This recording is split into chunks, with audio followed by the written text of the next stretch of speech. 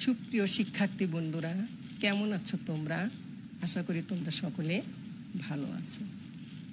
আজকে ষষ্ঠ শ্রেণী বাংলা ব্যাকরণ ও নির্মিতি বইয়ে অধ্যায় 2 ধ্বনিতত্ত্ব নিয়ে তোমাদের মাঝে আলোচনা করব। আমি মোসাম্মদ মাহবুবা আফরোজ, জামতুল দোবাকান্দি পাইলট বালিকা উচ্চ বিদ্যালয়, কামারখন্দ, সিরাজগঞ্জ।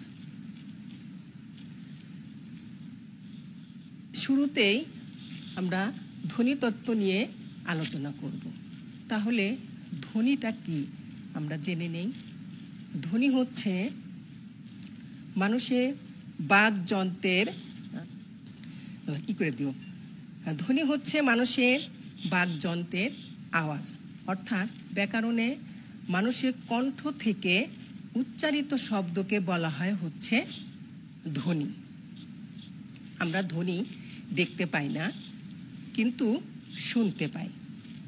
আর এই ধ্বনি হচ্ছে মূলত ভাষার মূল উপাদান। অর্থাৎ কতগুলো ধ্বনি নিয়ে কিন্তু আবার কি হয়, ভাষা তৈরি হয়। আচ্ছা, তোমরা কি বলতে পারো যে এই ধ্বনি সৃষ্টি হচ্ছে মানুষের শরীরের কোন অঙ্গ প্রত্যঙ্গ থেকে? তোমরা অবশ্যই জানো এই ধ্বনি সৃষ্টি হচ্ছে মানুষের শরীরের বাকযন্ত্র থেকে। আচ্ছা, এরপর তাহলে বাকযন্ত্রটা কি, আমরা বাকযন্ত্র সম্পর্কে একটু বিস্তারিত আলোচনা করি। শিক্ষার্থী বন্ধুরা, বাকযন্ত্র হচ্ছে ধ্বনির উচ্চারণে মানব শরীরের যেসব পতঙ্গ জড়িত সেগুলোকে একত্রে বাকযন্ত্র বা বাক পতঙ্গ বলা হয়। অর্থাৎ মানুষের শরীরে উপরের পতঙ্গগুলোকে বলা হয় বাকযন্ত্র। আমরা বাকযন্ত্রের এলাকা কিন্তু বিস্তৃত। শিক্ষার্থী বন্ধুরা, বাকযন্ত্রের উপরের পতঙ্গগুলো হচ্ছে কি কি? দেখো, বাকযন্ত্রের উপরের পতঙ্গগুলো হচ্ছে ফুসফুস, শ্বাসনালী, স্বরযন্ত্র, স্বরতন্ত্র, জিভ, ঠোঁট, নিচের চোয়াল, দাঁত, তালু ও গলনালী। তাহলে এগুলি সম্পর্কে একটু তোমরা ধারণা নাও। আমি বলছি, ফুসফুসটা কি? ফুসফুসের অবস্থান হচ্ছে মানুষের বুকে দুই পাশে। এর প্রধান কাজ হচ্ছে বাতাস নেওয়া এবং ছেড়ে দেওয়া। অর্থাৎ ফুসফুস থেকে বাতাস বের হবার সময় বাকযন্ত্রে বাধা পেয়ে নানাবিধ ধ্বনির সৃষ্টি হয়। এরপর দেখো শ্বাসনালী। এটি খাদ্যনালীর সামনে অবস্থিত একটি ফাঁপা নল। এই নালীটি স্বরযন্ত্রের নিচের অংশ থেকে শুরু করে কিছুটা দূরে সরে গিয়ে দুটি ভাগে বিভক্ত হয়ে দুটি বায়ুনলের সৃষ্টি হয়। এটিকে বলা হয় হচ্ছে শ্বাসনালী। এরপর দেখো স্বরযন্ত্র। শিক্ষার্থী বন্ধুরা, এটা কিন্তু কারো বিরুদ্ধে স্বরযন্ত্র নয়। এই স্বরযন্ত্র হচ্ছে বাকযন্ত্রের একটি পতঙ্গ। তাহলে এই স্বরযন্ত্রটা কি? তোমরা সকলেই কিন্তু জানো যে স্বরযন্ত্রটা কোথায় থাকে, তোমরা সবসময় এটা দেখতে পাও। স্বরযন্ত্র হচ্ছে মানুষের শরীরের বাইরের দিকে সামান্য উঁচু স্থান দেখা যায়। দেখবা অনেক সময় ছেলেদের গলার নিচের দিকে একটু ফুলা অংশ দেখা যায়, ওটাই হচ্ছে কি স্বরযন্ত্র। এরপরে দেখো স্বরতন্ত্র। স্বরযন্ত্রের ভেতরে দুটি তন্ত্রী পাশাপাশি অবস্থান করে। এর ভিতরের এটিকে বলা হয় হচ্ছে স্বরতন্ত্র। এই দুটি স্বরতন্ত্রীর মাঝপথ দিয়ে বাতাস ফুসফুসে প্রবেশ করে। এরপরে কি আছে দেখো, জিভ। আমরা তো সকলেই জিভ চিনি, তাই না? মুখের ভিতরে পাতার মতো অংশকে বলা হয় হচ্ছে জিভ। জিভ না থাকলে আমরা কথা বলতে পারবো না বা পারি না।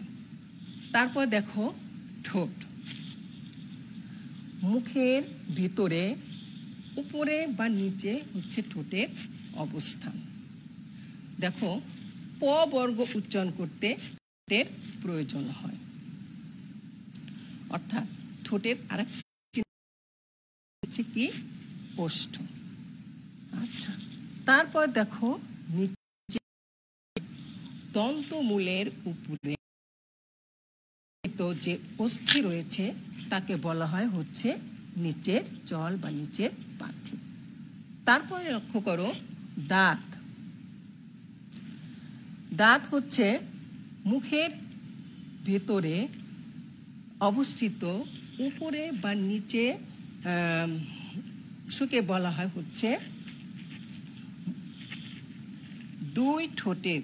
দুই ঠোঁটের ভেতরে অবস্থিত উপরে বা নিচে আছে হচ্ছে দাঁত।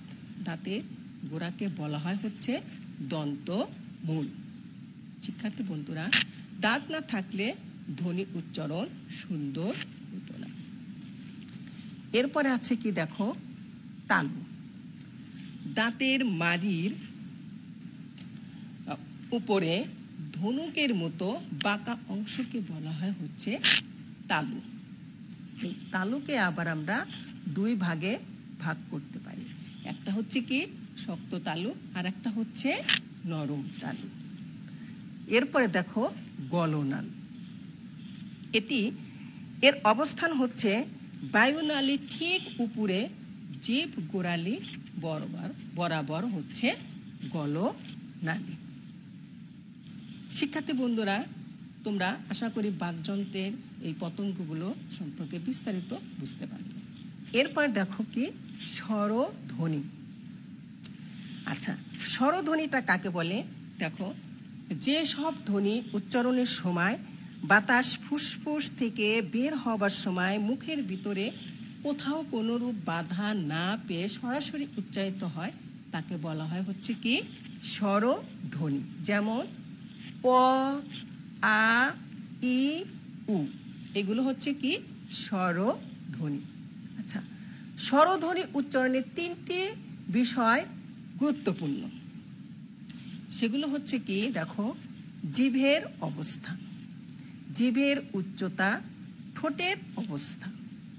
আচ্ছা, জিভের অবস্থান, এই জিভের অবস্থানকে আবার আমরা কয় ভাগে ভাগ করতে পারি? তিন ভাগে ভাগ করতে পারি।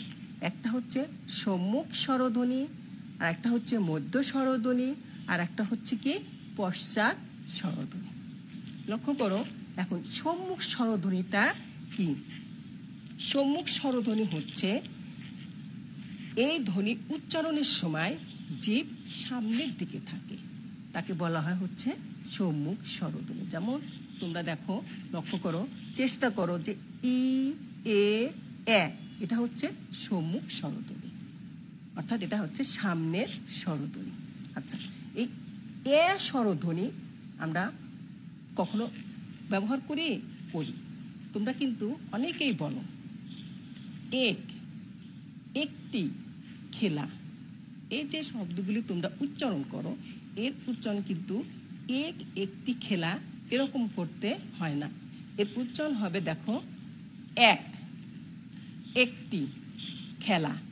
এই যে স্বরধ্বনি, এই স্বরধ্বনি উচ্চারণটা কিন্তু এরকম। এরপরে দেখো মধ্য স্বরধ্বনি। আচ্ছা, জিভ স্বাভাবিক অবস্থায় থেকে সামনের দিকে, জিভ স্বাভাবিক অবস্থায় থেকে অর্থাৎ সামনে কিংবা পিছনে না সরে যেসব স্বরধ্বনি উচ্চারিত হয় তাকে বলা হয় হচ্ছে কি মধ্য স্বরধ্বনি। যেমন আ, দেখো জিভটা মাঝখানে থেকে গেল, মধ্য স্বরধ্বনি, এটাকে বলা হয় হচ্ছে মধ্য স্বরধ্বনি। এরপর হচ্ছে কি পশ্চাৎ স্বরধ্বনি। এ জাতীয় স্বরধ্বনি উচ্চারণের সময় জিভ পিছনের দিকে থাকে, এই স্বরধ্বনিগুলোকে বলা হয় হচ্ছে পশ্চাৎ অর্থাৎ পিছনে স্বরধ্বনি। তখন তোমরা যখন উচ্চারণ করবে দেখো অ জিভটা কিন্তু কোথায় গেল, পিছনে গেল। ও উ এগুলি হচ্ছে পশ্চাৎ স্বরধ্বনি। এরপর দেখো জিভের উচ্চতা। আচ্ছা, জিভের উচ্চতা অনুযায়ী স্বরধ্বনিগুলোকে আবার 4 ভাগে ভাগ করা যায়। একটি হচ্ছে উচ্চ স্বরধ্বনি, নিম্ন স্বরধ্বনি, উচ্চ মধ্য স্বরধ্বনি, নিম্ন মধ্য স্বরধ্বনি। শিক্ষার্থী বন্ধুরা লক্ষ্য করো, উচ্চ স্বরধ্বনি। উচ্চ স্বরধ্বনিটা কেমন? জিভ সবচেয়ে উপরের দিকে থাকে। তোমরা যখন উচ্চারণ করো, যখন ই উ দেখবা জিভ হচ্ছে সবচেয়ে উপরের দিকে আছে। আচ্ছা, নিম্ন স্বরধ্বনি। নিম্ন স্বরধ্বনিটা কেমন? উচ্চ স্বরধ্বনি হচ্ছে জিভ উপরের দিকে থাকে, আর নিম্ন স্বরধ্বনি হচ্ছে জিভ সবচেয়ে নিচে থাকে। যেমন কি আ, তোমরা যখন উচ্চারণ করবে তখন দেখবা আটা হচ্ছে কোথায় গেল, নিম্নে, অর্থাৎ নিচে চলে গেল জিভ। এরপর আছে উচ্চ স্বরধ্বনি। আচ্ছা, এই স্বরধ্বনি উচ্চারণের সময় এই স্বরধ্বনি উচ্চারণের সময় জিভ নিম্ন স্বরধ্বনির তুলনায় উপরে এবং উচ্চ স্বরধ্বনির তুলনায় নিচে থাকে। এ জাতীয় স্বরধ্বনিকে বলা হয় হচ্ছে কি স্বরধ্বনি? উচ্চ মধ্য স্বরধ্বনি, যেমন এ ও। আচ্ছা, এরপরে হলো নিম্ন মধ্য স্বরধ্বনি। এ জাতীয় স্বরধ্বনি উচ্চারণ করার সময় জিভ উচ্চ মধ্য স্বরধ্বনির তুলনায় নিচে এবং নিম্ন মধ্য স্বরধ্বনির তুলনায় ওপরে থাকে। যেমন এ এ। প্রিয় শিক্ষার্থী বন্ধুরা, এরপরে লক্ষ্য করো ঠোঁটের অবস্থা। ঠোঁটের অবস্থাটা কেমন? তোমরা পাঠ্য বই খুলে দেখতে পাবে যে চিত্রের মধ্যে দেওয়া আছে ঠোঁটের অবস্থা কেমন, গোল হলে কেমন হয় আর বিস্তৃত হলে কেমন হয়। ঠোঁটের অবস্থা অনুযায়ী স্বরধ্বনিগুলোকে আবার আমরা ঠোঁটের অবস্থা অনুযায়ী স্বরধ্বনিগুলোকে 2 ভাগে ভাগ করা যায়। একটি হচ্ছে গোলাকৃত স্বরধ্বনি, আর একটি হচ্ছে অগোলাকৃত স্বরধ্বনি। গোলাকৃত স্বরধ্বনি কেমন?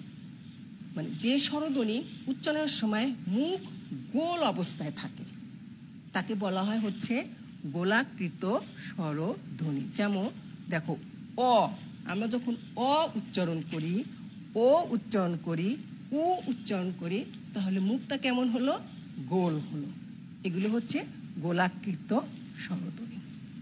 আরেকটি হচ্ছে অগোলাকৃত স্বরধ্বনি, অর্থাৎ যে স্বরধ্বনি উচ্চারণের সময় মুখ গোল না হয়ে বিস্তৃত অবস্থায় থাকে, তাহলে সেই স্বরধ্বনিকে বলা হয় অগোলাকৃত স্বরধ্বনি।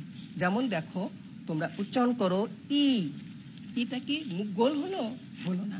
মুখ কেমন হলো? একটু বড় হলো, অর্থাৎ বিস্তৃত হলো। এ এ। আশা করি তোমরা মোটামুটি বুঝতে পেরেছ। প্রিয় শিক্ষার্থী বন্ধুরা, তোমাদের জন্য বাড়ির কাজ থাকবে পাঠ্য বইটা তোমরা আগে এই অধ্যায়টা ভালো করে পড়ে নেবে এবং এর ভিতরে যে বহু নির্বাচনী প্রশ্নগুলো আছে পাঠ্য বইটা পড়ে সেখান থেকে তোমরা উত্তর বের করবে। আজ এ পর্যন্তই আমি আমার ক্লাস শেষ করছি। আল্লাহ হাফেজ।